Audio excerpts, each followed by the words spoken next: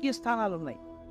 ఆ 8 సౌభాగ్య స్థానాల్ని పొరపాటున కూడా కాలుతో తొక్కడం కానీ, కాలు తగలడం కానీ, నోటితో నింద చేయడం కానీ, విమర్శించడం కానీ, తక్కువ చేసి మాట్లాడడం కానీ చేస్తే అటువంటి వారు ఉత్తర జన్మలయంలో అమ్మవారి యొక్క అనుగ్రహాన్ని కోల్పోతారు. మొట్టమొదటిది తాడి చెట్టు, రెండవది చెరకు. అందుకే అమ్మవారి చెరుకు పట్టుకుంటుంది. చెరుకు ముక్కలు తీసుకొచ్చి అమ్మవారికి పెట్టినా వినాయకుడికి పెట్టినా పరమ ప్రీతి. కాబట్టి చెరుకుగడ, తాడి చెట్టు, రూపుమారిన పాలు అంటే జున్ను కాని పెరుగు కాని.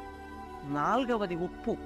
ఉప్పుని ఎన్నడూ నింద చేయడం కానీ, ఉప్పుని తిట్టడం కానీ చేయకూడదు. నాలుగవది ఉప్పు. ఐదవది అనుములు. ఆరవది ఎర్రటి రంగులో ఉండేటటువంటి పువ్వులు. ఇంకొక 2 స్థానాలు కూడా ఉన్నాయి. జీలకర్ర. ఎనిమిదవది ధనియాలు.